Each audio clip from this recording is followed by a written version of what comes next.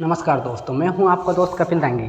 तो आप सभी जानते हैं कि मैथ्स एक ऐसा सब्जेक्ट होता है जो कि हर कॉम्पिटिटिव एग्ज़ाम में आता है और लगभग 20 क्वेश्चन, कई एग्ज़ाम में 25 क्वेश्चन अभी देख सकते हैं आप।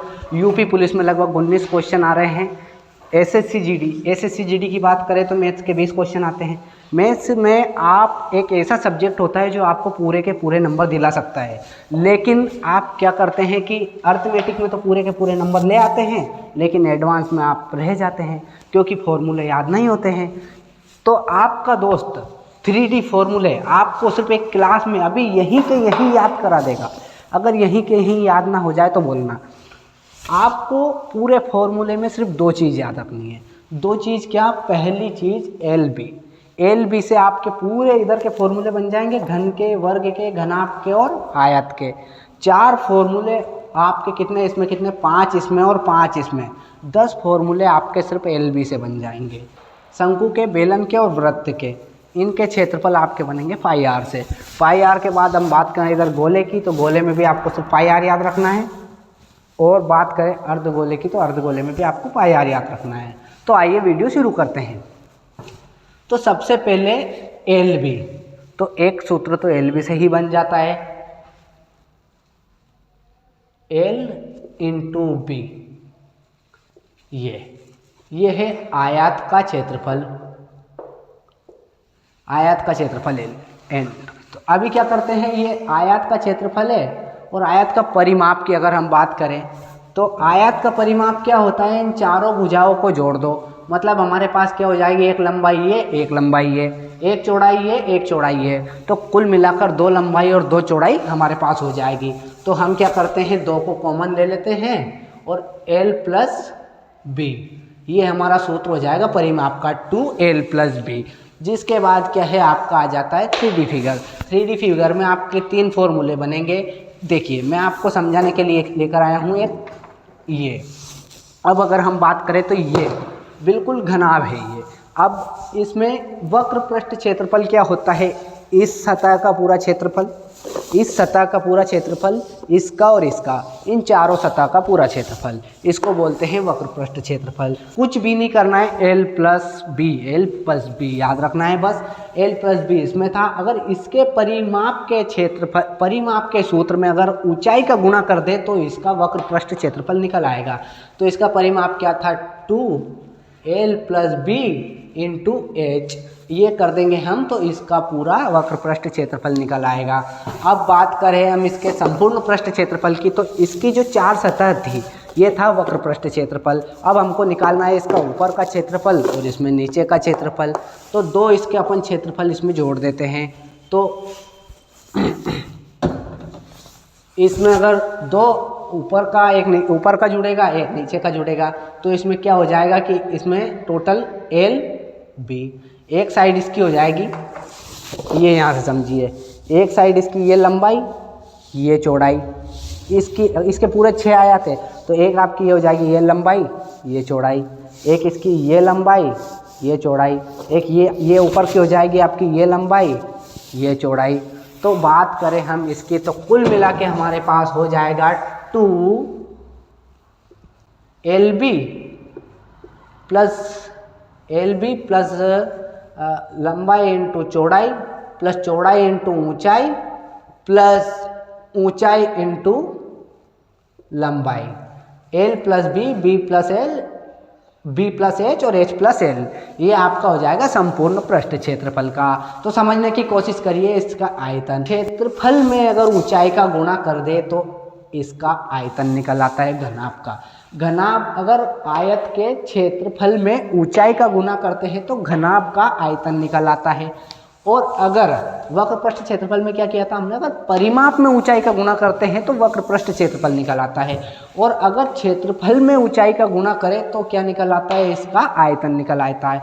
आयतन मतलब क्या होता है, जैसे कि ये है तो इसको अगर खोल दिया जाए तो आयतन मतलब इसका अंदर, इसमें अंदर कितना क्या आ जाएगा, इसमें कितने चने आ जाएंगे, कितनी दाल आ जाएगी, कितना आटा आ जाएगा, ऐसे। बात करें अगर हम वर्ग की, तो वर्ग की आप बोलोगे कि इसमें तो सारी भुजाएं ए होती है, ये भी ए होती है, ये भी ए होती है, ये भी ए होती है, ये भी होती है।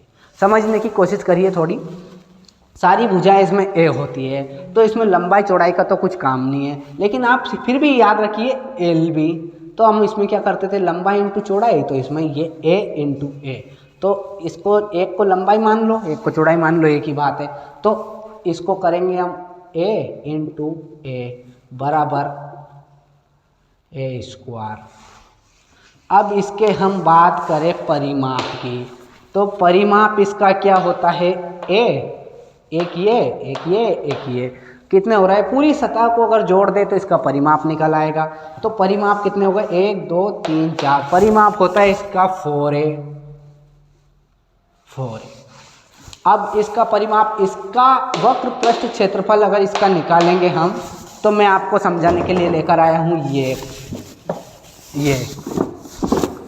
एक वर्ग है, अगर ये एक घन है, घन है, तो इसका अगर हम वक्र पृष्ठ क्षेत्रफल निकालेंगे तो हमको इसकी इस सतह का क्षेत्रफल, इसका क्षेत्रफल प्लस इसका क्षेत्रफल और इसका क्षेत्रफल, तो सबका क्षेत्रफल चाहिए।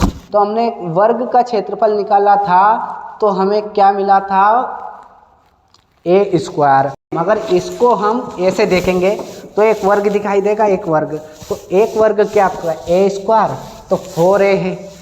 इसका भी चाहिए, इसका भी चाहिए, इसका भी, 4 सतह का चाहिए, तो एक सतह के लिए ए स्क्वायर, तो 4 सतह के लिए 4a स्क्वायर। मैंने बताया था आपको कि परिमाप में अगर इस, जैसे कि परिमाप में क्या है, इसकी 4 सतह का निकालना है, एक के लिए चाहिए था ए स्क्वायर, चारों का निकालना है तो 4a स्क्वायर। बात करें संपूर्ण पृष्ठ क्षेत्रफल की, तो संपूर्ण पृष्ठ क्षेत्रफल में क्या है, ये एक ऊपर वाली सतह एक्स्ट्रा हो जाएगी, एक नीचे वाली हो जाएगी। 4 सतह हमने पहले ही निकाल ली, अब एक सिर्फ ऊपर वाली सतह चाहिए, एक नीचे वाली सतह चाहिए, तो कितनी सतह हो गई, कुल 6 सतह हो गई। तो इसका संपूर्ण पृष्ठ क्षेत्रफल हो जाएगा 6a स्क्वायर। इतना आसान है, देखिए हो गए याद। ये इसमें अपन को याद रखना है सिर्फ एल बी, लंबाई और चौड़ाई, एल बी। इसके अगर आयतन की बात हम करें तो आयतन क्या होता है, अगर इसमें हम ए का गुना ऊंचाई, जिसके क्षेत्रफल में ऊंचाई का गुना करें तो क्षेत्रफल क्या था, ए स्क्वायर, ऊंचाई क्या है ए, इसकी सब कुछ यही रहता है, तो ऊंचाई क्या थी, इसका क्षेत्रफल था ए स्क्वायर, इंटू अगर इसमें हम ए कर देंगे तो कितना आएगा, एक और एक ए स्क्वायर, और आपका हो जाएगा ए क्यूब, तो बराबर ए क्यूब, इसका आयतन हो जाएगा। आ गया समझ में। एक बार और समझा देता हूँ, क्षेत्रफल के लिए अपन को कुछ नहीं करना है, L B, L into B बराबर करेंगे क्षेत्रफल। परिमाप में क्या करेंगे, परिमाप में अपने पास 2l प्लस 2b, मतलब 2 लंबाई 2 चौड़ाई हो गई, तो 2 कॉमन ले लिया, l प्लस b, तो आपका परिमाप आ गया। वक्र पृष्ठ क्षेत्रफल में क्या करना है, इसके परिमाप में सिर्फ ऊंचाई का गुना कर देना है, तो 2l प्लस बी इंटू ऊंचाई। संपूर्ण पृष्ठ क्षेत्रफल में अपने पास क्या हो गया, 2 लंबाई हो गई, 2 मतलब 2 लंबाई, ये लंबाई चौड़ाई, ये चौड़ाई ऊंचाई, ऐसे इधर चौड़ाई ऊंचाई और ऐसे हो जाएगा, तो अपने पास 2lb, लंबाई चौड़ाई, चौड़ाई ऊंचाई और ऊंचाई लंबाई, तो ये दो बाहर निकल गया, ये अंदर आपका आ गया। और मैंने क्या बताया था कि अगर क्षेत्रफल में ऊंचाई का गुना करें, अगर परिमाप में ऊंचाई का गुना करेंगे तो वक्र पृष्ठ क्षेत्रफल निकल आएगा, लेकिन क्षेत्रफल में ऊंचाई का गुना करें तो आयतन निकल आएगा। तो इसमें क्या होता है, क्षेत्रफल ये a इंटू ए, इसकी लंबाई भी सेम है, चौड़ाई भी सेम है, तो लंबाई इंटू चौड़ाई कर देंगे तो ये अपना ये a इंटू ए, तो ए स्क्वायर इसका क्षेत्रफल आएगा। परिमाप की अगर बात करें तो ए और 4a होते हैं, 4a का योग कर दो तो 4a, तो 4a इसका क्या हो गया परिमाप। बात करें वक्र पृष्ठ क्षेत्रफल की, तो ये जो घन है, घन इसकी एक, ये अगर ये घन है, इसको हम ऐसे करके देखेंगे तो एक आयत वर्ग दिखाई देगा, तो वर्ग का एक इसका होता है परिमाप, क्या होता है इसका क्षेत्रफल क्या होता है, ए स्क्वायर, इसका ए स्क्वायर होता है। अगर पूरे का निकालेंगे इस चारों साइड का तो कितना हो जाएगा 4a स्क्वायर। अगर पूरा संपूर्ण पृष्ठ क्षेत्रफल मतलब 4 के साथ ऊपर की, तो डिस्टर्बेंस हो रहा है, माफ़ी चाहेंगे, तो अगर इसकी 4 सतह का निकाल दिया 4a स्क्वायर, दोनों सतह का और जोड़ देंगे तो 4 4 तो 6, इसको 6a स्क्वायर हो जाएगा। आयतन की अगर बात करें तो लंबाई चौड़ाई और इसमें ऊंचाई का गुणा कर दो, क्षेत्रफल में ऊंचाई का गुणा कर देंगे आप तो निकल आएगा आयतन। बात करते हैं हम वृत्त की, इसमें आपको कुछ भी याद नहीं रखना है, आपको याद रखना है सिर्फ पाई आर। पाई आर में सबसे पहले बात करते हैं इसकी परिधि, तो इसकी परिधि में कुछ नहीं, पाई आर के आगे लगा दो 2, तो 2 पाई आर, ये इसकी हो जाएगी परिधि। बात करते हैं इसके क्षेत्रफल की, तो वृत्त के क्षेत्रफल में आपको कुछ भी नहीं करना है, ये पाई आर है, पाई आर का लगा दो स्क्वायर, पाई आर में लगा दो स्क्वायर। अब बात करें हम बेलन की, तो ये एक 3D फिगर है, इसलिए इसमें भी 3 फॉर्मूले आएंगे। बात करें वक्र पृष्ठ क्षेत्रफल की, तो इसमें वक्र पृष्ठ क्षेत्रफल में क्या करना है, परिधि में, इसकी परिधि में ऊंचाई का गुणा कर देंगे। अगर परिधि है ये, ऊंचाई का गुणा कर देंगे तो निकल तो आएगा इसका पूरा वक्र पृष्ठ क्षेत्रफल। ये ऐसे इधर गोले का, जैसे कि मान के चलिए आप ये है, तो ये आपका एक वृत्त मान लिया। वृत्त को अगर हम ऊंचाई दे दें, ऊंचाई, तो ये एक सिलेंडर निकल तो आएगा, बेलन, सिलेंडर का बेलन। अगर हम इसको, एक वृत्त को एक ऊंचाई दे दें तो बेलन निकल आता है। तो बात करें अगर हम इसके वक्र पृष्ठ क्षेत्रफल की, तो परिधि में ऊंचाई का गुणा कर दो। परिधि क्या थी, 2 पाई आर, 2 पाई आर, ऊंचाई का गुणा कर दो 2 पाई आर एच, ये वक्र पृष्ठ क्षेत्रफल। संपूर्ण पृष्ठ क्षेत्रफल की अगर बात करें तो इसमें क्या है कि आपका सिर्फ एक बेलन आया, अब उसमें क्या जुड़ जाएगी, एक तो नीचे एक सर्कल नीचे था, एक सर्कल ऊपर था, हमने सिर्फ ऐसे गन ये है, तो हमने इसकी चारों तरफ का निकाला था। अब बात करें ये नीचे का, और एक ऐसा ही, एक आपको अगर ऐसे पूरा ऐसा देखेंगे तो ऐसा दिखाई देगा, तो दो इसमें 2 वृत्त के क्षेत्रफल और जुड़ जाएंगे। तो एक वृत्त का क्षेत्रफल क्या था, पाई आर स्क्वायर, तो 2 वृत्त का क्षेत्रफल कितने होंगे, 2 पाई आर स्क्वायर। तो इसमें अगर हम 2 पाई आर स्क्वायर जोड़ देंगे, 2 पाई आर स्क्वायर, तो 2 पाई आर क्या हो गया आपका, कॉमन हो गया, तो ये आपका 2 पाई आर बाहर निकल गया। अंदर क्या बच गया, एक एच ये बच गया, प्लस 2 आर थे, एक आर इधर चल गया कॉमन, तो एक आर और बच गया, एच प्लस आर। इसको हम मिटा देंगे, तो ये आ गया आपका संपूर्ण पृष्ठ क्षेत्रफल बेलन का। कुछ भी नहीं, आपको इधर सिर्फ एल भी याद रखना है, इधर सिर्फ याद करना है पाई आर। तो आयतन की अगर बात करें, तो आयतन मतलब इसके अंदर कितना सामान मा जाएगा, कितना सामान इसके अंदर मा जाएगा। तो बात करें अगर आयतन की, तो इसके क्षेत्रफल में ऊंचाई का गुना कर देंगे। तो क्षेत्रफल क्या था, पाई आर स्क्वायर, इसमें एच का गुना कर देंगे, पाई आर स्क्वायर एच, ये इसका आयतन हो जाएगा। बात करें अगर शंकु की, तो शंकु क्या है, तो शंकु में एक वृत्त है, वृत्त को अगर हम एक ऊंचाई दे दें, जिस ये एक पूरा ये नीचे वृत्त है, वृत्त को अगर एक ऊंचाई दे दें, ऐसी तिरछी ऊंचाई, जिसे हम एल से डिनोट करते हैं, एल अर्थात त्रियक ऊंचाई, तो इसमें क्या करना है आपको, वक्र पृष्ठ क्षेत्रफल, संपूर्ण पृष्ठ क्षेत्रफल और आयतन। तो इधर भी पाई आर, यहाँ पे भी आपको कुछ नहीं, पाई आर, आयतन में भी आपको पाई आर, पाई आर। अगर पाई आर में हम इसका ऊंचाई का, ये एक वृत्त होता है, वृत्त के ऊपर अगर आड़ी एक तिरछी ऊंचाई दे दी जाए तो एक शंकु बनता है। तो पाई आर में अगर ऊंचाई का गुना कर दे एल, तो पाई आर एल, ये वक्र पृष्ठ क्षेत्रफल निकल आता है शंकु का। संपूर्ण पृष्ठ क्षेत्रफल की बात करें तो इसमें क्या है, पाई आर एल तो ऐसा कैसा ही था, इसमें एक वृत्त का क्षेत्रफल और जुड़ जाएगा, क्योंकि हमने इसके चारों ओर का निकाला है। इसमें एक ये वृत्त, ये इसका और जुड़ जाएगा। तो एक वृत्त का क्षेत्रफल क्या होता है, पाई आर स्क्वायर, यहाँ पे हमने देखा पाई आर स्क्वायर। तो इसमें क्या है, पाई आर एल में देंगे हम pi r square, pi r square. तो यहाँ पे पाई आर और पाई आर अपन कॉमन ले लेंगे, एक एल ये बच गया, एक एल ये बच गया, तो ये एल प्लस आर ये। अब इसको हम मिटा देंगे, इसका कोई काम नहीं है।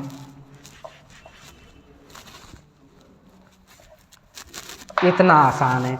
बात करें इसके आयतन की, तो इसके आयतन में हमको क्या करना है, जो बेलन का आयतन होता है इसका 1/3, इसका 1/3 ये होता है, तो 1/3 पाई आर स्क्वायर एच, ये होता है इसका शंकु का आयतन।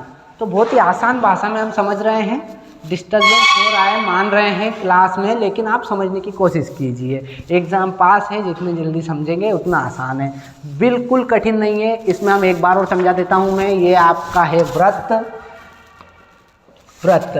तो आपने को इधर क्या याद रखना था, पाई आर इसकी परिधि निकालेंगे 2 पाई आर, क्षेत्रफल में पाई आर सेम था, स्क्वायर लगा दिया, इसका क्षेत्रफल निकल आया। वक्र पृष्ठ क्षेत्रफल में क्या करते हैं अपन, परिधि में ऊंचाई का अगर गुना कर दे तो बेलन का वक्र पृष्ठ क्षेत्रफल निकल आता है।